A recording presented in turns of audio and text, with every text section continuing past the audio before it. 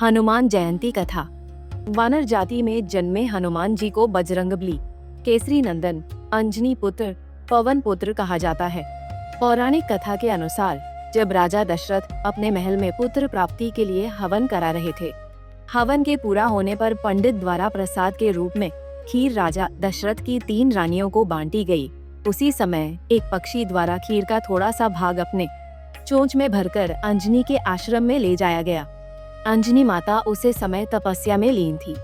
उसी समय पक्षी के मुंह से खीर गिरकर अंजनी माता के हाथ में आ गई। इस खीर को माता अंजनी ने भगवान शंकर का प्रसाद समझकर ग्रहण किया। इस प्रसाद को प्रकार माता अंजनी के घर में भगवान शिवा के 11वें अवतार बाल हनुमान जी ने जन्म लिया था। जिस दिन हनुमान जी ने जन्म हुआ था, उस दिन चैत्र माह की शुक्ला पक्ष की पूर्णिमा तिथि पड़ रही थी। हनुमान जयंती अन्य कथा। पौराणिक कथा के अनुसार एक दिन बालक हनुमान आंगन में खेल रहे थे। उस दौरान उनको भूख लगी। उन्होंने उगते हुए सूर्य को फल समझ लिया। उन्होंने उसे लाल के चमकीले फल को खाने के लिए आसमान में छलांग लगा दी। वे वायु के वेग से आसमान में उड़ने लगे और देखते ही देखते सूर्यलोक पहुंच गए। जैसे ही वह सूर्य देव के पास पहुंचे, उनको निगलने के लिए अपना मुंह खोल दिया। ये देखकर सूर्य देव वहां से भागने लगे। अब सूर्य देव आगे आगे और बाल हनुमान उनके पीछे पीछे। ये देखकर देवराज इंद्र आश्चर्य में पड़ गए। उन्होंने सूर्य देव को बचाने के लिए हनुमान जी पर वज्र से प्रहार कर दिया। इसके परिणाम स्वरूप बाल हनुमान पृथ्वी पर गिर पड़े। इस बात का ज्ञान जब पवन देव को हुआ तो वे बहुत क्रोधी और दुखी हो गए, क्योंकि हनुमान जी पवन पुत्र भी हैं। शोकाकुल पवन देव मूर्छित हनुमान जी को लेकर एक गुफा में चले गए और वहां पर उनकी मूर्छा टूटने की प्रतीक्षा करने लगे।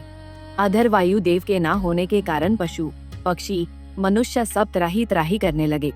पृथ्वी पर हाहाकार मच गया। उधर इंद्रदेव को भी पता चल चुका था कि जिस बालक पर उन्होंने प्रहार किया था वह कोई सामान्य बालक नहीं है, वह रुद्रा अवतार हनुमान। वायु देव के दुख को दूर करने और पृथ्वी पर वायु के संकट को दूर करने के लिए त्रिदेव के साथ सभी प्रमुख देवता उस गुफा में प्रकट हुए। वहां पर सभी देवों को रुद्रावतार हनुमान जी के बारे में पता चला। ब्रह्मा, विष्णु, महेश समेत सभी देवताओं ने हनुमान जी को अपनी दिव्य शक्तियों से सुसज्जित कर दिया।